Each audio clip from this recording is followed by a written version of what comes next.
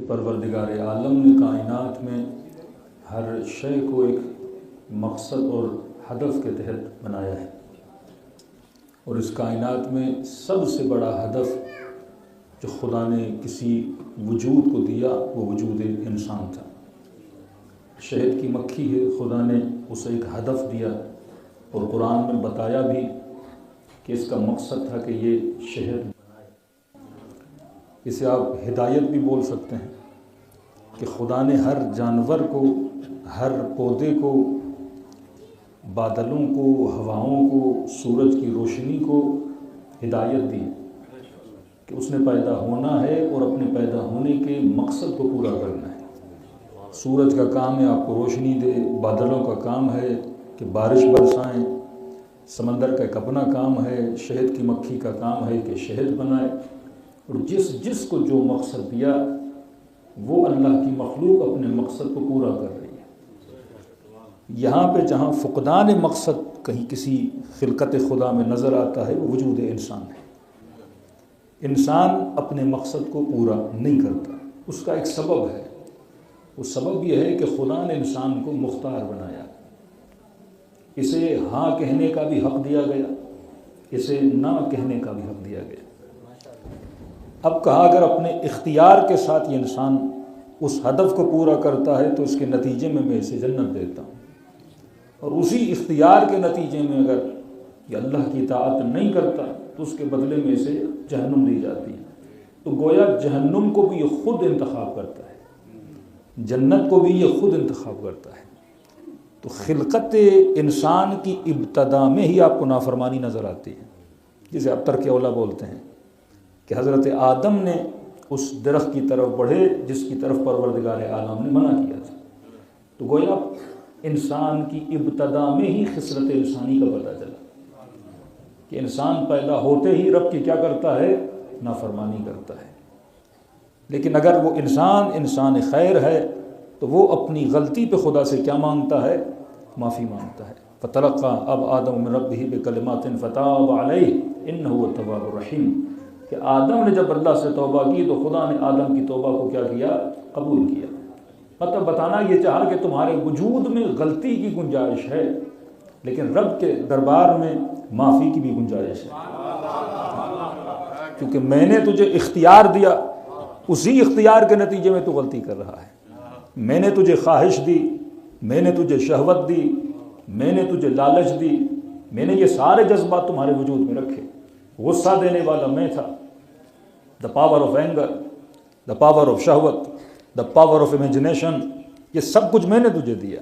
اب کبھی کبھی تو اپنی خواہشات کو فالو کرتے ہوئے پٹری سے اتر جاتا ہے، راہ سے پھسل جاتا ہے، لیکن میں نے پھر تمہارے وجود میں ندامت کی چیز بھی رکھی ہے۔ میں نے وجود میں احساس دیا ہے جسے ضمیر بولتے ہیں۔ اگر تو ضمیر کی آواز کو سنتا ہوا نادم ہوتا ہے تو پھر میں بھی ارحم الراحمین ہوں، میں بھی اکرم الاکرمین ہوں۔ تو اگر میری دربار میں آ کے بڑے سے بڑے گناہ کی بھی توبہ کرے، اور عجیب الفاظ معصوم نے فرمایا اگر تمہارے گناہ آسماں کے ستاروں سے بھی زیادہ ہوں، اگر تمہارے گناہ ریت کے ذروں سے بھی زیادہ ہوں، لیکن فرمایا اللہ کی رحمت سے زیادہ نہیں ہو سکتے۔ بارہا روایات ہیں، کسی نے معصوم سے کہا کہ مولا میں نے بہت بڑا گناہ کیا ہے، تو معصوم نے کہا کہ تمہارے گناہ خلقت بحر و بر سے زیادہ ہیں؟ کہ جی مولا اس سے بھی بڑا گناہ ہے۔ امام نے فرمایا کیا درختوں کے پتوں سے بھی زیادہ ہیں؟ کہ مولا اس سے بھی بڑے ہیں۔ کہ آسماں کے ستاروں سے بھی بڑے ہیں؟ کہ مولا اس سے بھی بڑے ہیں۔ امام نے فرمایا کیا اس پوری کائنات سے بڑے ہیں؟ کہ جی مولا اس سے بھی بڑے ہیں۔ اس نے کوئی ایسا بدترین گناہ کیا تھا؟ تو پھر آخر میں معصوم نے کہا بس اتنا بتا، کیا تمہارا گناہ خدا سے بھی بڑا ہے؟ یہاں خاموش ہو گئی۔ کہ نہیں مولا میرا گناہ اللہ کی ذات سے بڑا نہیں ہے۔ کہ جب اس کی ذات سے بڑا نہیں ہے تو وہ ارحم الراحمین ہے، وہ بڑے سے بڑے گناہ کو بخشنے والا ہے۔ تو پتہ چلا جتنی مخلوق خدا نے بنائی ہے وہ اپنے اعمال میں مجبور ہے، لیکن انسان اپنے عمل میں مختار ہے، مجبور نہیں ہے۔ یہ چاہے تو نیکی کرے، یہ چاہے تو بدی کرے۔ اب نیکی اور بدی کرنے کا منبع کیا ہے؟ سوال یہ ہے کہ میں بدی کرتا کیوں ہوں، میں نیکی کرتا کیوں ہوں؟ تو کئی اوقات انسان بدی کرتا ہے اپنی جہالت کی وجہ سے، تبھی انسان کو پابند بنایا کہ انسان کیا حاصل کرے؟ علم حاصل کرے۔ اب معصوم فرماتے ہیں یہ علم حاصل تب کرے گا جب انسان اپنی معرفت حاصل کرے گا، کیونکہ اگر مجھے اپنی ہی معرفت نہیں، آج دنیا میں جو آپ گمراہی دیکھ رہے ہیں اس کا سبب یہ ہے کہ انسان نے اپنے وجود کو پہچانا نہیں ہے۔ کہ میں نے کہا کہ آپ کسی انگریز سے پوچھیں کہ the definition of human کیا ہے، انسان کسے کہتے ہیں، تو وہ ڈیفائن اس طرح کرتا ہے کہ انسان جسٹ اے باڈی ہے، انسان صرف بدن ہے۔ اور جب میں نے اپنی تعریف وجودی ہے کہ میں صرف بدن ہوں، تو میں صبح سے شام تک کس کے لیے محنت کروں گا؟ بدن کے لیے محنت کروں گا۔ صبح سے شام تک کس کے لیے زحمت کروں گا؟ بدن کے لیے زحمت کروں گا۔ تبھی امیر المومنین فرماتے ہیں العلم علمان، علم دو طرح کے ہیں، علم الادیان و علم الابدان۔ فرما کائنات میں دو علوم کے علاوہ کوئی علم نہیں ہے۔ کہ مولا کون سے علم ہے؟ کہا یا علم ریلیٹڈ ہے باڈی سے، یا علم ریلیٹڈ ہے دین سے۔ اب آپ ڈاکٹر بنتے ہیں، یہ علم کس سے ریلیٹڈ ہے؟ باڈی سے۔ آپ انجینئرنگ پڑھتے ہیں، آپ نے کیا بنانا ہے؟ گھر بنانے ہیں، گھر میں کون رہے گا؟ بدن رہے گا۔ آپ گاڑی بناتے ہو، کون چلائے گا؟ بدن چلائے گا۔ آپ کپڑے کی انڈسٹری لگاتے ہو، یہ کون پہنے گا؟ بدن پہنے گا۔ آپ مسجد بناتے ہو، کس کے لیے بناتے ہو؟ بدن آئے گا۔ آپ قالین پہ بیٹھتے ہو، کون بیٹھے گا؟ بدن بیٹھے گا۔ جو جتنے بھی علوم کو آپ دیکھتے جاؤ گے وہ کس سے ریلیٹڈ ہوتے ہیں؟ ان دا اینڈ باڈی سے ریلیٹڈ ہوتے ہیں۔ تو فرمایا العلم علمان، یا علم ریلیٹڈ ہے باڈی سے، یا علم ریلیٹڈ ہے دین سے۔ اب دین کا علم ہے روح کے لیے، باڈی کا علم ہے بدن کے لیے۔ اور آج دنیا جتنا علوم حاصل کر رہی ہے وہ کس کا علم حاصل کر رہی ہے؟ بدن کا علم حاصل کر رہی ہے۔ لیکن روح کے علم سے دنیا کیا ہے؟ غافل ہے۔ بدن لمیٹڈ ہے، روح انلمیٹڈ ہے۔ بدن محدود ہے، روح لامحدود ہے۔ تو میں نے زیادہ زحمت کس کے لیے کرنی چاہیے؟ روح کے لیے کرنی چاہیے۔ لیکن میری زیادہ توجہ کس کے لیے ہے؟ بدن پر توجہ ہے۔ ہم یہ تو سوچتے ہیں کہ میرے بچے کے لیے اسکول اچھا ہونا چاہیے، رہائش اچھی ہونی چاہیے، گھر اچھا ہونا چاہیے، لیکن میں نے کتنا سوچا کہ مرنے کے بعد میرے بچوں کو جنت میں جانے کی بھی ضرورت ہے، وہاں کے لیے بھی میں اس کا کوئی بندوبست کروں۔ کہ فرمایا الذی جمع مالہ عددہ، اللہ کہتا ہے میں ایسے لوگوں کو جہنم کی ایندھن بنا دوں گا جو دنیا میں مال کما تو رہے ہیں لیکن فکر یہ رہی کہ مال سے مال بناؤں، پھر مال سے مال بناؤں، پھر مال سے مال بناؤں۔ جو تعدد اموال میں لگ گیا، ایک گھر لیا کا پھر دوسرا گھر لوں، پھر کا تیسرا گھر لوں کا پھر چوتھا گھر لوں، پوری زندگی اس میں لگ گئی کہ میں نے گھر ہی گھر بنانے ہیں۔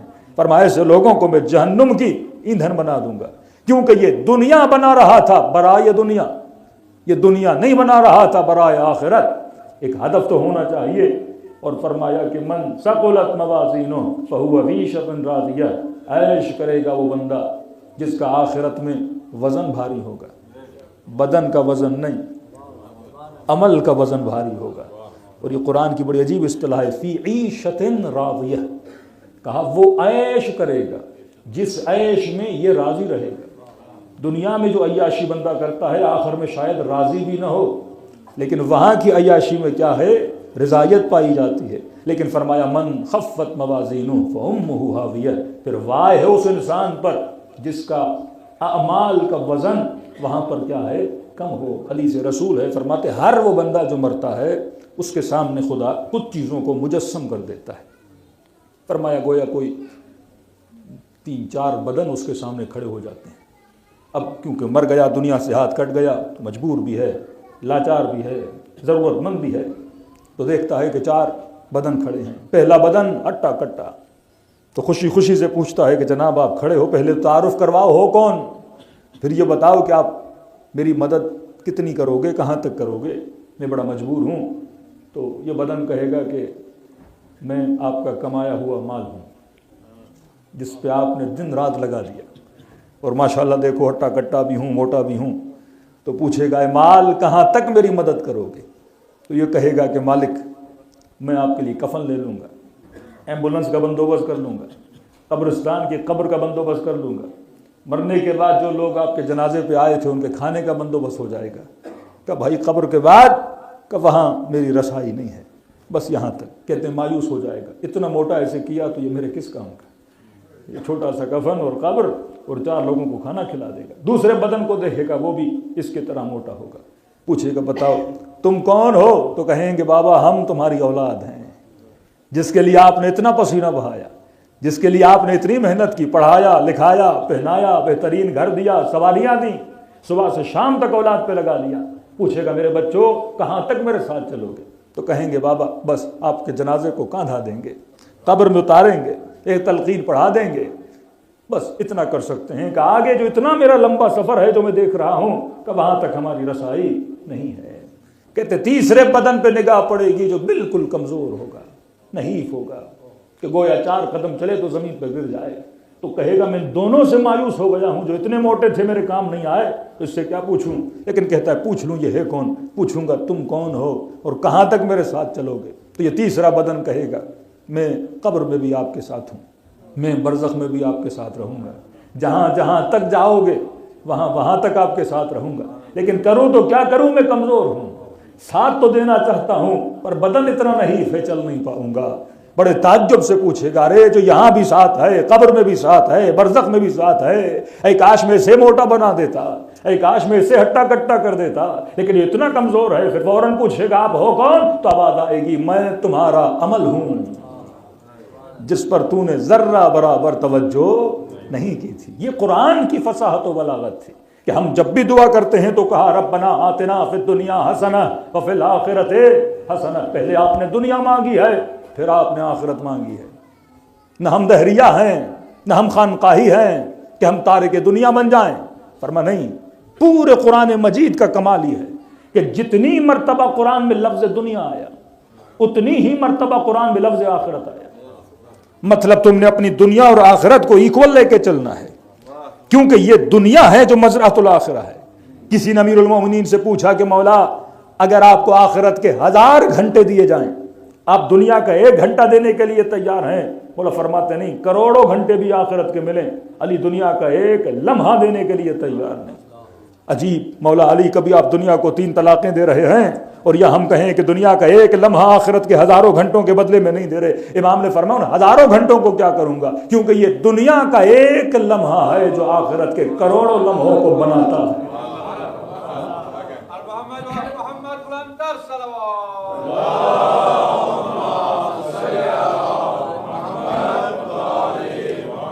پانی ذرا نارمل ہوگا، ٹھنڈا بہت ہے، پہلے سے گلا خراب ہے۔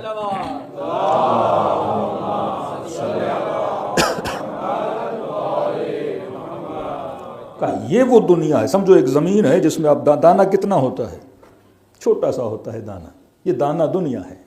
جب زمین میں ڈالتے ہو، آب یاری کرتے ہو، پھر اس دانے سے کتنا بڑا درخت نکلتا ہے۔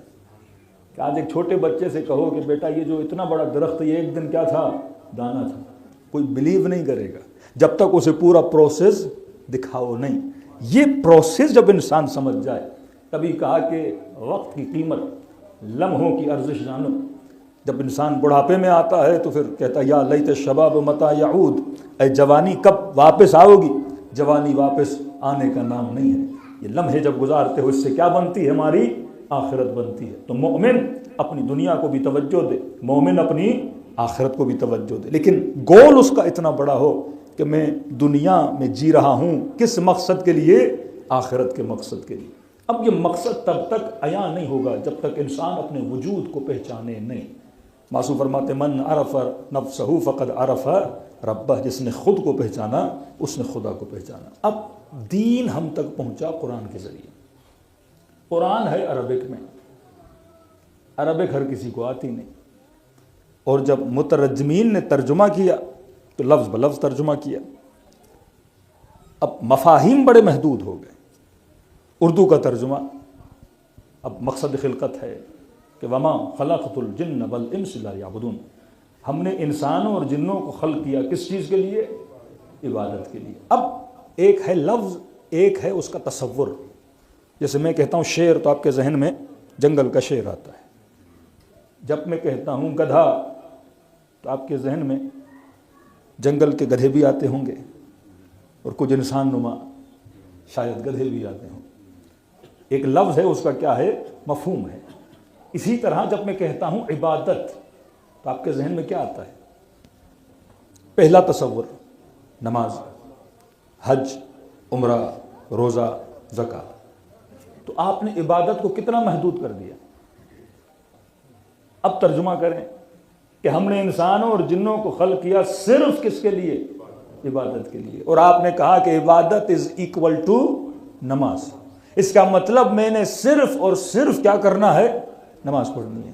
اب سوال ہے از اٹ پاسبل کہ میں 24 گھنٹہ نماز پڑھوں، میں روز حج کروں، میں روز عمرہ کروں؟ جب پاسبل نہیں تو ڈیمانڈ کیسے کر دے خدا پروردگار؟ دیکھو ڈیمانڈ اسی چیز کی ہوتی ہے، لا یکلف اللہ نفسا الا وسعها. مانگا وہ جاتا ہے جو بندہ کر سکے. اگر میں 24 گھنٹہ مصلی پہ بیٹھ جاؤں کہ بیوی بچوں کے لیے کمانے کون جائے گا؟ اگر 24 گھنٹہ میں حج پہ جاؤں، پہلی بات اس حج پہ جانے کے لیے پیسہ بھی تو چاہیے کہ نہیں. نماز پڑھوں تو بدن میں کچھ جائے گا تو طاقت ہوگی کہ اٹھوں گا اور بیٹھوں گا. تو خدا کیسے ایسی ڈیمانڈ کر سکتا ہے جو پاسبل؟ اس کا مطلب میں نے عبادت کو سمجھا ہی نہیں ہے. جسے خدا عبادت سمجھ رہا ہے اسے میں عبادت نہیں سمجھ رہا. جیسے ہمارے اکثریت شیعوں کو تبرہ کا پتہ ہی نہیں ہے. مفہوم تبرہ کا مطلب کیا ہے؟ مطلب اہل بیت کے دشمنوں سے اظہار بیزاری، یہ تبرہ ہے. اب کس سے اظہار بیزاری؟ ان کی عادات سے اظہار بیزاری، ان کی صفات سے اظہار بیزاری. اب میں یزید پہ لعنت تو بھیجوں پر خود شراب پیتا رہوں تو یہ کیسی اظہار بیزاری ہے؟ میں دشمن علی سے اظہار بیزاری تو کروں لیکن اس کی صفات میرے اندر ہوں. تو اظہار بیزاری کا مطلب تبرہ ہے. لیکن بعض لوگوں نے تبرہ کے مفہوم کو کیا کر دیا؟ چھوٹا کر دیا. ہم علم منطق میں اس طرح سمجھاتے ہیں کہ آپ ایک بہت بڑا سرکل بنائیں، اس سرکل کے اندر اوپر لکھیں مثلا تبرہ، دوسرا سرکل بنائیں اس کے اندر لکھیں تولا. اب تولا کیا ہے، تبرہ کیا ہے، اور نیچے تیسرا سرکل بنائیں اس پہ اپنا نام لکھو. اب تبرہ کے سرکل میں جتنے دشمنان اہل بیت ہیں سب کے نام لاؤ جو آپ کو یاد ہیں. اب یزید ایک شخص کا نام ہے اور ہم یزید سے نفرت کیوں کرتے ہیں؟ کیونکہ وہ صفات رذیلہ کا مالک تھا. جتنے دشمنان اہل بیت تھے، یا ظالم تھے، یا جھوٹے تھے، یا زانی تھے، یا شرابی تھے، یا کافر تھے، یا مشرک تھے، یہ صفات ہیں ان کے اندر. اب بجائے اس کے اس کا نام لکھو، اس کی صفات لکھنا شروع کر دو. ابن ملجم کی صفت شہوت ران. امام حسن کو جو چھوڑ کے گیا، رشتہ دار ہے نا، چھوڑ کے گیا امام حسن کو، 8000 کا لشکر امام حسن کا لے کر چلا گیا 1 ملین درہم کی لالچ میں. اس کا نام لکھو. امام حسین کو شمر جیسے لوگوں نے دغا دی، قاضی شریح جیسے لوگوں نے دغا دی. کیوں دی؟ ان کی صفات تاکہ لکھو. بڑے بڑے پڑھے لکھے لوگ تھے لیکن کہاں پہ مار کھا رہے تھے؟ ایک صفت کی وجہ سے. وہ تبرہ کے سرکل میں ساری صفات کو جمع کرو. اب لاؤ تولا کا سرکل. تولا کا مطلب جن سے میں نے محبت کرنی ہے. اب سوال ہے میں نے امیر المومنین سے محبت کیوں کروں؟ کیونکہ علی نمازی ہیں، کیونکہ علی امام المتقین ہیں، کیونکہ علی بہادر ہیں، میدان میں ڈٹ کے لڑنے والے ہیں، مرد بھی ہیں، کرار بھی ہیں، غیر فرار بھی ہیں. ساری صفات امیر المومنین اس میں جمع کرو. حسین ابن علی صبر کا نماد ہیں. چوتھے امام زین العابدین ہیں، سید الساجدین ہیں، زیادہ سے زیادہ سجدے کرنے والے، عابدوں کی زینت. 5ویں امام باقر العلوم صاحب علوم. 6ٹھے امام سچے. 7ویں امام کاظمین الغیظ اپنے غصے کو پینے والے. 8ویں امام سب سے جلد راضی ہونے والے. 9ویں امام جود و بخشش کا مظہر ہیں. جتنی صفات ہیں اس سرکل میں لا کے کیا کرو؟ جمع کرو. اب اس میں امام بھی ہیں، اصحاب امام بھی ہیں، سب کی صفات لاؤ اور نیچے لکھو اپنا سرکل. اب دیکھو تبرہ والی صفات تیرے اندر کتنی ہیں، تولا والی صفات تیرے اندر کتنی ہیں. پتہ چل جائے گا کہ مجھ میں تبرہ کتنا ہے اور تولا کتنا ہے.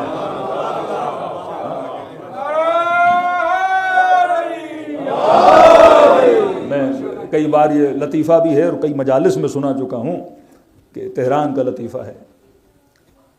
تو عادی مسلمان اور ہوتا ہے، کل بھی کہا تحقیقی مسلمان اور ہوتا ہے. یہاں آپ اپنے بچوں پہ تھوڑا زیادہ کام کر سکتے ہو اور مجبور بھی ہو کیونکہ پاکستان میں بچے سوال ہی نہیں کرتے. یہاں تو چپے چپے پہ آپ سے کیا ہوگا؟ سوال ہوگا.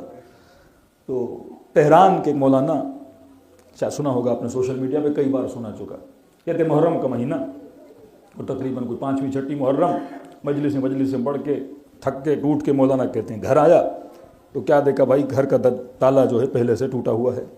اور اندر گیا تو دیکھا کسی چور صاحب نے پورا صفایا کیا ہوا ہے میرے گھر کا اور ساری چیزیں چوری کر کے صحن میں ایک چادر بچھائی اور اس کے اندر سامان اس نے جمع کیا. اب صحن بڑا تھا، کہتے اندھیرا تھا اب میں نے دیکھا چور ہے، بڑی محنت زحمت کر کے اس نے سامان اتنا جمع کیا ہے. اب مولانا کہتے کون سا میرا قیمتی سامان تھا گھر میں.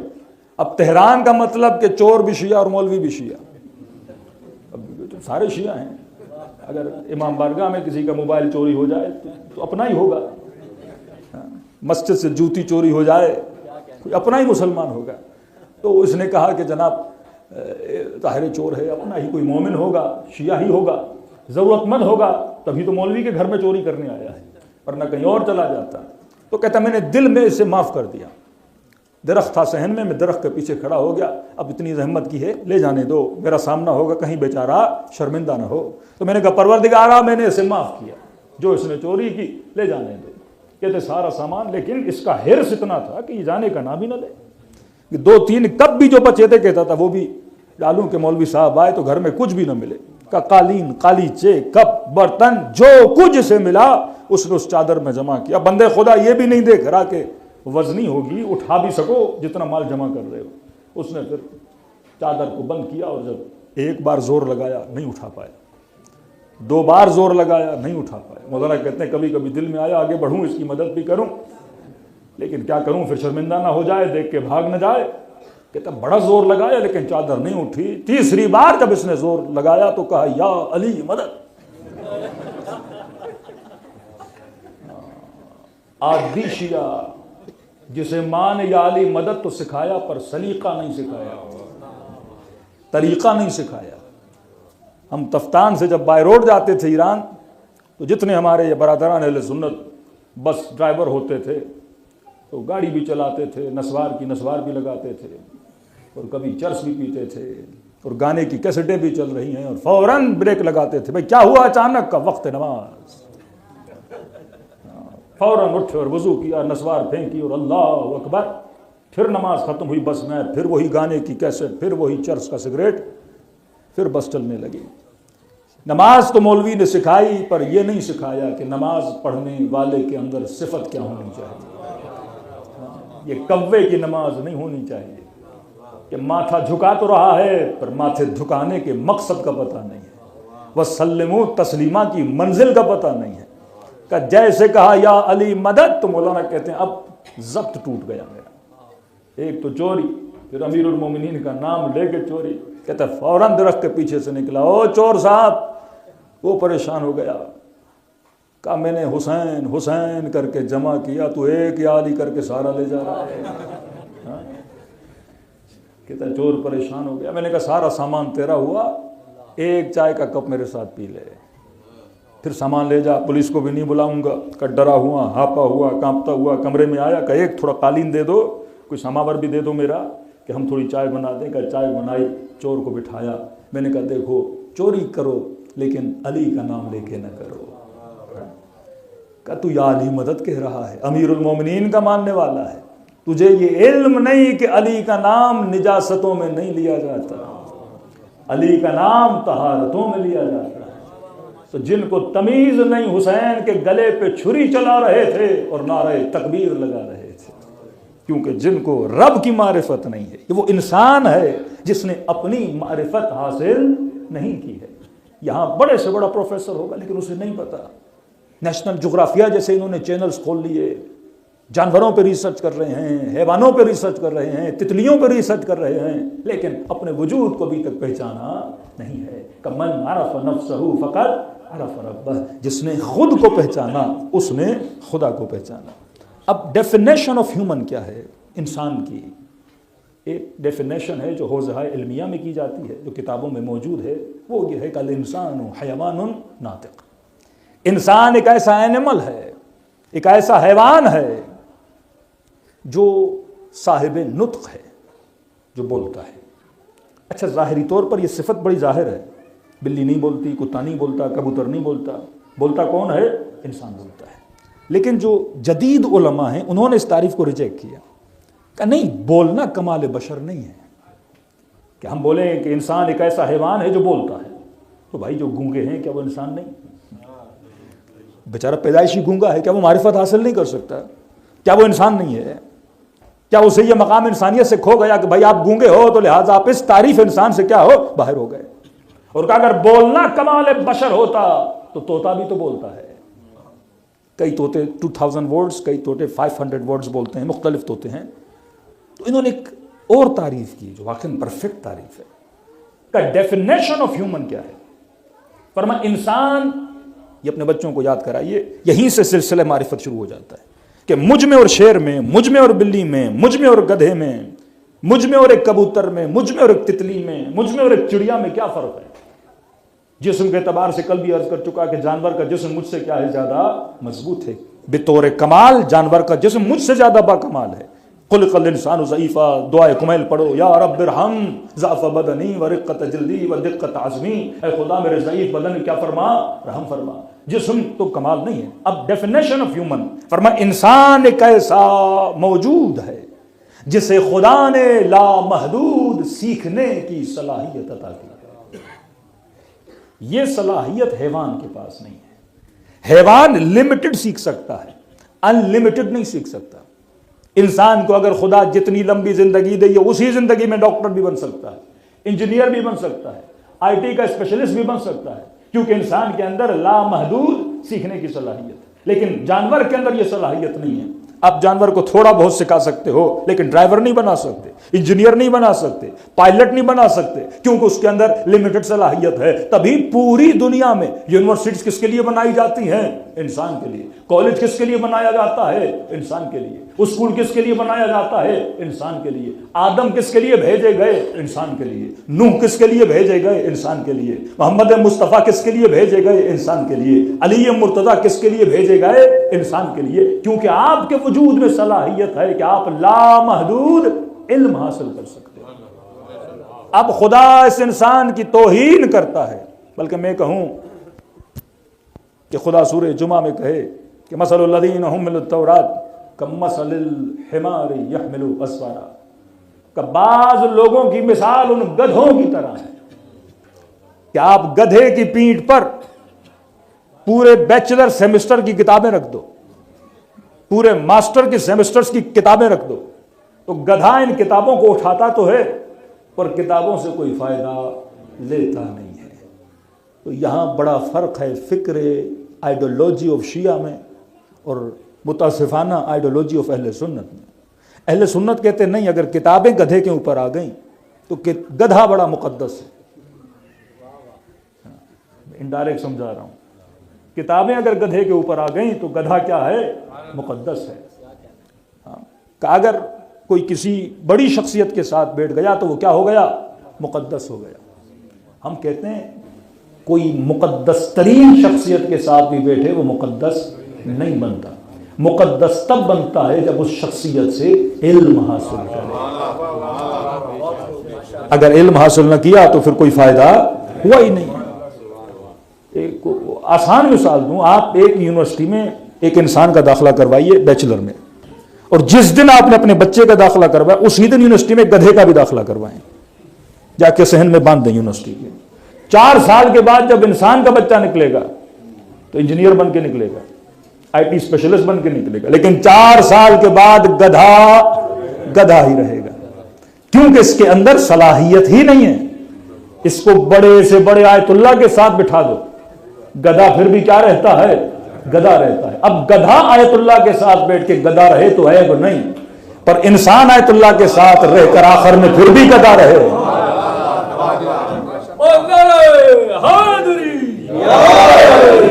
کچھ لوگ ایسے تھے جو نبیوں کے ساتھ رہے پر علم حاصل نہ کیا، اور کچھ لوگ ایسے تھے جو نبی کے ساتھ رہے سلمان بن کے باہر نکلے، بے زر تھے ابو ذر بن کے باہر نکلے، کچھ حبیب بن کے حسین بن علی کی صحبت میں. تو زہیر نے ثابت کیا کہ میں انسان ہوں، حور نے ثابت کیا کہ میں انسان ہوں، اور شمر نے ثابت کیا کہ میں گدھے اور جانور سے بدتر ہوں، کیونکہ صلاحیت ہدایت تھی پر صلاحیت نہیں پائی. یہاں وہ آئیڈیالوجی نکلتی ہے کہ مثلا بھائی کسی نے عجیب ہے یہ آئیڈیالوجی، عجیب ہے، اور پوری امت مسلم اس آئیڈیالوجی پہ چل رہی ہے.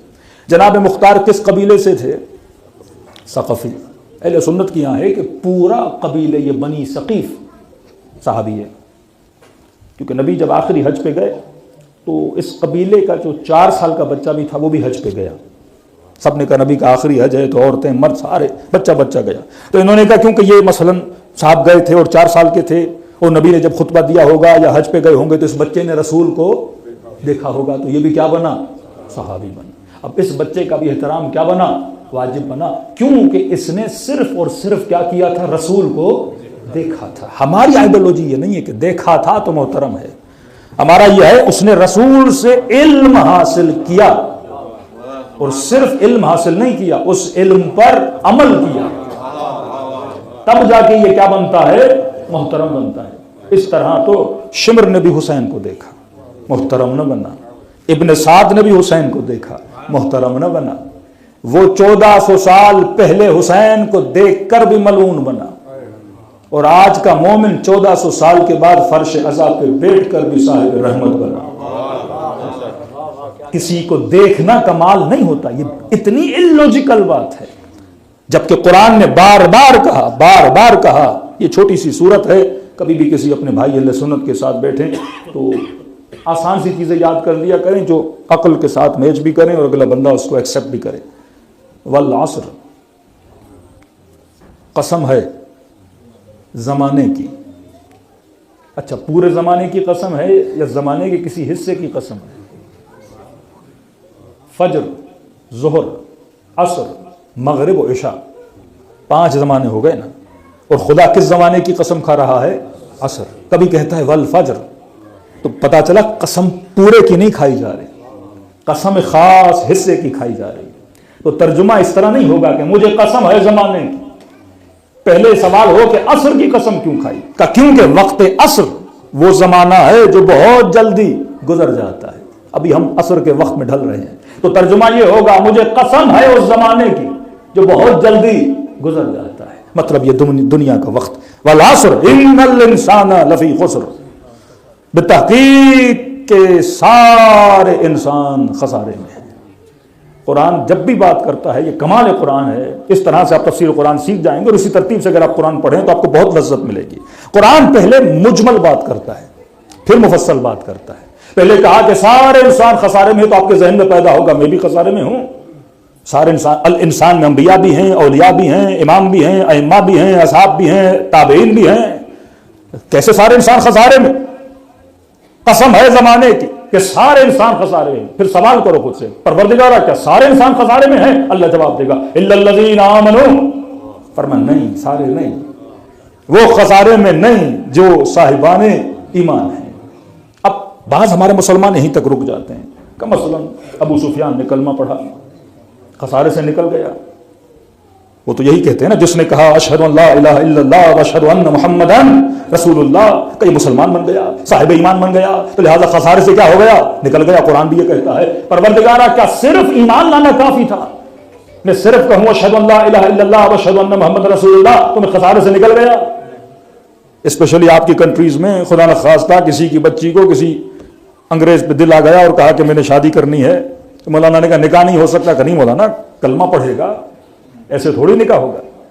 تو کسی الیگزینڈر صاحب کو آپ نے کلمہ پڑھا دیا اور اس نے کہا اشہد ان لا الہ الا اللہ واشہد ان محمد رسول اللہ. مولانا نے کہا نکاح پڑھا پڑھو, کلمہ پڑھا لیا. قرآن کہتا نہیں ساری چیزیں ہوں, صرف یہ نہیں کہ الا الذین آمنوا کہا. تو کلمہ تو ابو سفیان نے بھی پڑھا تھا, کلمہ تو کئی مکے والوں نے بھی پڑھا تھا.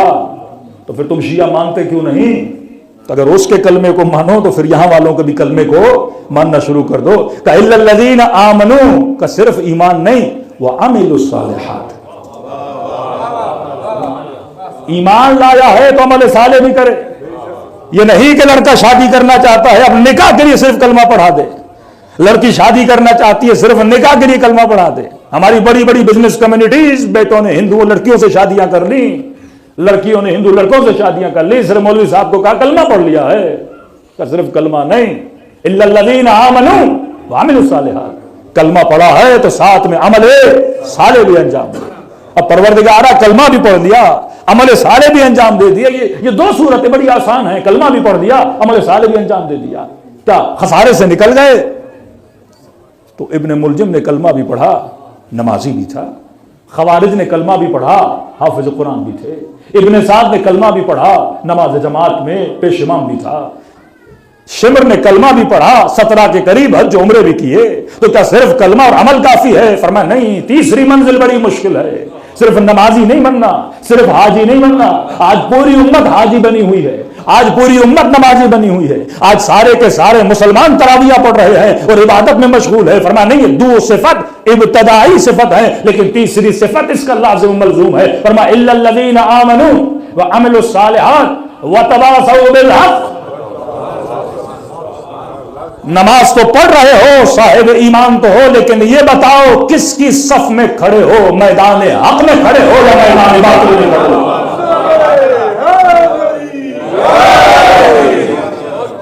कितना भी तेरा मकाम बड़ा हो जाए, तू जुबैर है, अली की पुप्पी का बेटा है, कजन है अमीरुल मोमिनीन का, जिसको रसूल ने लक़ब दिया इसकी तलवार सैफुल इस्लाम है, जिस तलवार ने इस्लाम की खिदमत में इतनी जंगें की। आज जुबैर जंग जमल में अली के मुकाबले में खड़ा है। ईमान भी है, अमल साले भी है, लेकिन सवाल है तू हक के साथ है या बातिल के साथ है? ये हर जमाने में जंग हक को बातिल है कि खड़े कहां हो। फैसला तो करना है कि नबी की बेटी हक के साथ थी या बाग़े फदक छीनने वाले हक के साथ थे। उम्मत ने इतना आसान कर दिया कि ये भी हक है वो भी हक है। ये कोई प्लुरलिज्म है कि ये भी हक है और वो भी हक है? हक एक ही तरफ होता है। पर अली माल हक वल हक मा अली, अली हक के साथ है, हक अली के साथ है। अगला जुमला बड़ा अजीब है, ये न देखना कि हक कहां जा रहा है, ये देखना कि अली कहां जा रहे हैं। मिंबर से बहुत कम इसकी तशरीह दी जाती है, मैंने कई बार दी है कि आपके ज़हन में सवाल तो आना चाहिए। अगर नहीं आ रहा तो इसका मतलब आप हदीसों में सोचते नहीं हो। सवाल आना चाहिए ना। पहले कहा कि अली हक के साथ है, हक अली के साथ है, फिर कहा ये ना देखो हक कहां जा रहा है। तो क्या हक अली से जुदा हो सकता है? फिर क्यों कहा? जब कहा कि माइयत है ना, दोनों साथ हैं, फिर ये खदशा क्यों जाहिर किया कि ये ना देखना हक कहां जा रहा है, ये देखना अली कहां जा रहे हैं? मतलब कभी ऐसा जमाना आएगा कि हक इधर जाएगा, अली इधर जाएगा। अब सवाल है, ये जो हक नुमा हक है जब इधर जाएगा तो इसकी शिनाख्त तो मुझे होनी चाहिए ना। उस जमाने के मुसलमान किसको हक समझते थे, ये समझना बहुत जरूरी है। देखो, एक है उम्मती, एक है खवास। रसूल और असहाब रसूल ये खवास हैं, एक है उम्मत द नेशन। उम्मत किसका एहतराम कर रही है? रसूल का और असहाब रसूल का। ज़ाहिर देख रहे जंगों में साथ हैं, बेटियां दी हैं, रिश्तेदारियां हैं, रसूल के साथ हैं, दाएं बाएं घूम रहे हैं, फिर रहे हैं, रसूल भी इनके साथ हैं, जगह जगह रसूल के साथ हैं। किसी को किसी लश्कर का सरदार बनाते हैं, किसी को पैगाम देते हैं जाके उन कौमों से जाके बातें करो। अब उम्मत के जहन में रसूल भी हक हैं और रसूल के जितने लोग साथ हैं, मददगार हैं, वो भी क्या हैं? हक हैं। नबी के घर में अज़वाज हैं, हक हैं। नबी के साहब हैं, हक हैं। अब रसूल खुद दुनिया से चले जाते हैं, तो एक लीडर जब दुनिया से जाता है तो उसकी बाकियात को क्या समझा जाता है? हक।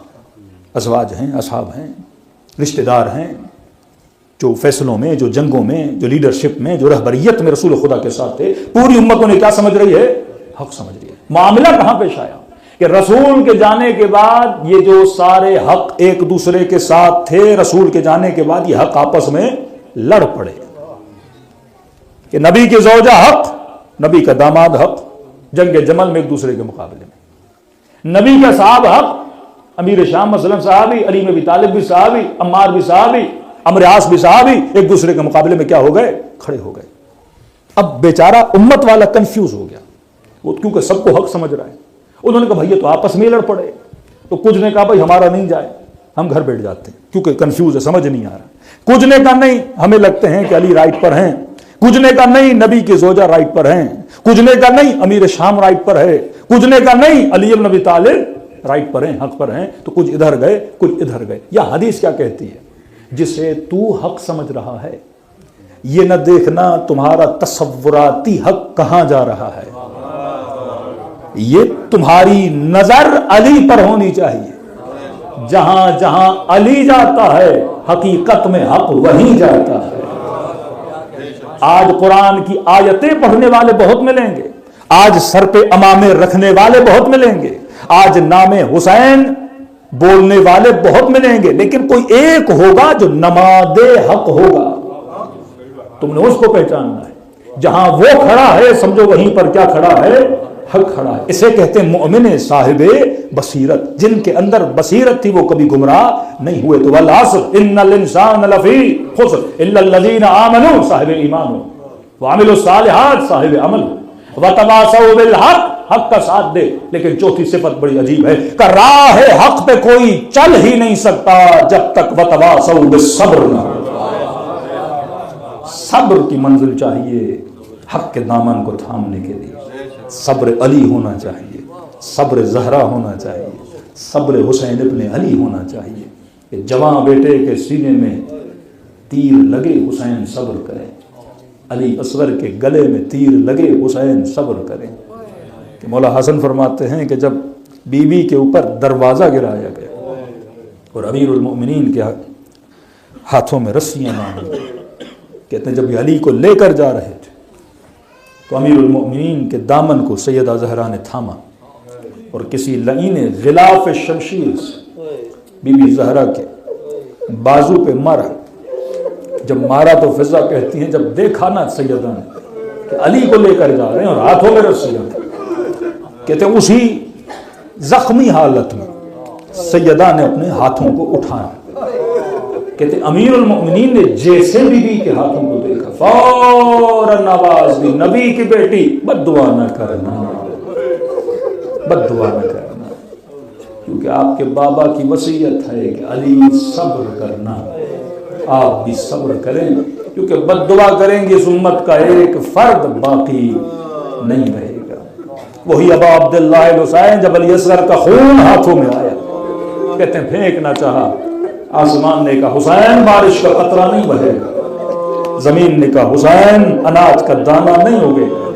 وہ پورا خون حسین نے اپنے ریش مبارک پہ لگا دیا. میرے عزیز یہ راہ صبر کی راہ ہے, یہاں لاشیں اٹھانا پڑتی ہیں. آج حق شناس بنو کہ حق کہاں ہے باطل کہاں ہے. دلوں کو کربلا کی طرف روانہ کرے اور سلام کرے ان ہستیوں جن کے صبر کی بدولت آج ہماری نسلوں کو ہدایت مل رہی ہے. السلام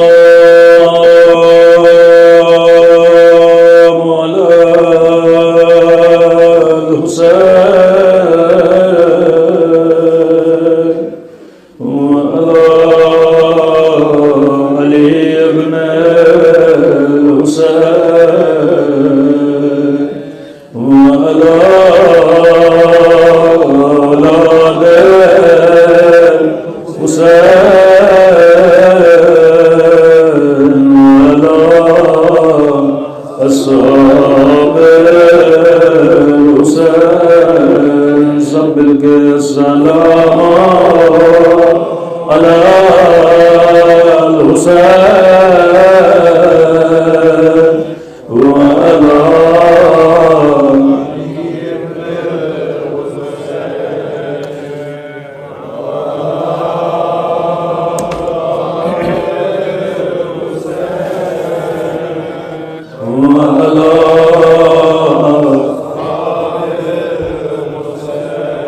میرا سلام ہو اس درد بھرے منظر پہ جب زینب کی نظر حسین کی پامال لاش پہ پڑی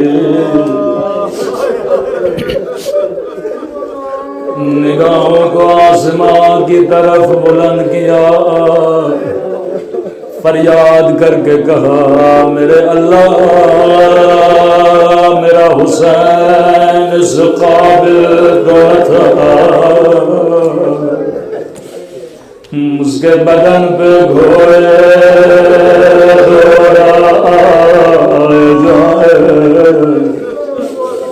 نما زہرا چکیاں بیس بیس کے پاس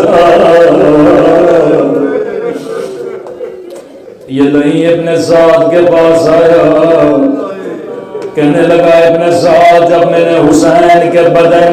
دوہرے دوہرائے، میں نے اپنے کانوں سے پسلیاں کی آواز سنی۔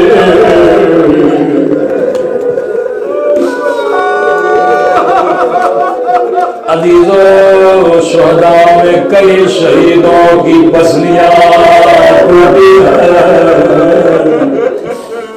کچھ پسلیاں مدینے میں توڑی گئی، کچھ پسلیاں کربلا میں توڑی گئی، لیکن کربلا کا ایک شہید ہے جس کی شفاعت جناب زہرا سے مانگی جاتی ہے۔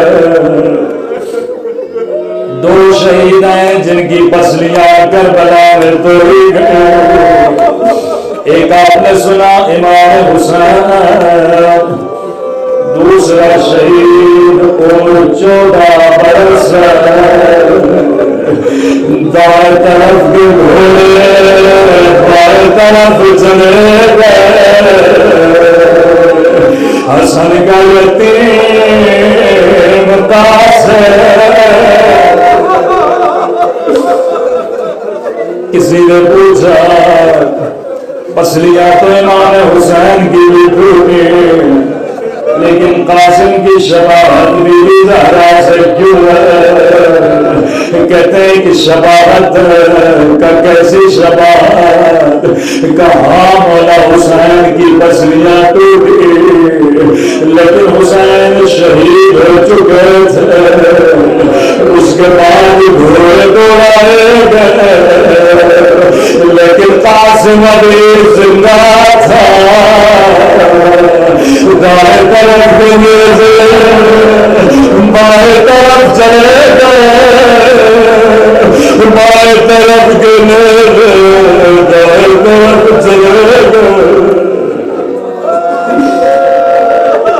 زہرا بھی زندہ تھے۔ ظالم نے آگ بھرا، دروازہ گرایا۔ میں ہمیشہ دعا کرتا ہوں اللہ بچپن میں کسی بچے کو ماں کا جنازہ بلاخص بیٹے اپنے ماں سے بڑا پیار کرتے ہیں۔ اسما کہتی ہیں غسل دیا، کفن دیا، کہ اب بچوں سے کہو اماں سے خدا غافل کرے، جنازہ گھر کے صحن میں رکھا۔ کہتی ہیں بچے قمیصوں کو دانتوں میں جکڑے زاروں کا دار ہوئے تھے، کا بچوں آخری بار اماں سے خدا غافل کرو۔ یہاں حسن دوڑے دوڑے آگے بڑھے، اللہ کے چہرے کے بوسے زینب آگے بڑھے، ماں کے سینے سے لپٹ گئی، ام کلثوم آگے بڑھی، اماں کے قدموں سے لپٹ گئی، لیکن فضا کہتی ہے کہ چھوٹا بچہ ہے، سر کو گھٹنے میں کہنے لگی حسین کیا ماں سے خدا حافظ نہیں کرو گے؟ روڈر کہنے لگے اماں جب تک اماں نہیں بلائیں گے میں حسین نہیں جاؤں گا۔ علامہ مجلسی کہتے ہیں اتنا کہنا تھا، ایک مرتبہ بندے قسم سے زخمی بازو تھے، آواز آجا میرے حسین، آجا میرے کربلا والے حسین، آجا میرے تین دل کے پیاس حسین، بچے دوڑے دوڑے ماں سے بڑھ گئے، عرش الہی پہ قرآن بتا ہوا، جبرائیل نازل ہوئے، علی بچوں بنا سے جدا کرو، مولا دور دور آگے بڑھے، زینب کو سینے سے لگایا، حسین کو سینے سے لگایا، کبھی سر کا بھروسہ کبھی رخسار کو پیار کرتے تھے۔ میں کہوں ہائے امام حسین، آپ کی یتیم جب یتیم ہوئے بابا نے سینے سے لگایا، لیکن ہائے کربلا کربلا ایک 4 سالہ بچے ہیں جب یتیم ہوئے کسی نے سینے سے نہیں لگایا، کبھی شرع کے تماچے کبھی ظالم کے تانے ماتم حسین۔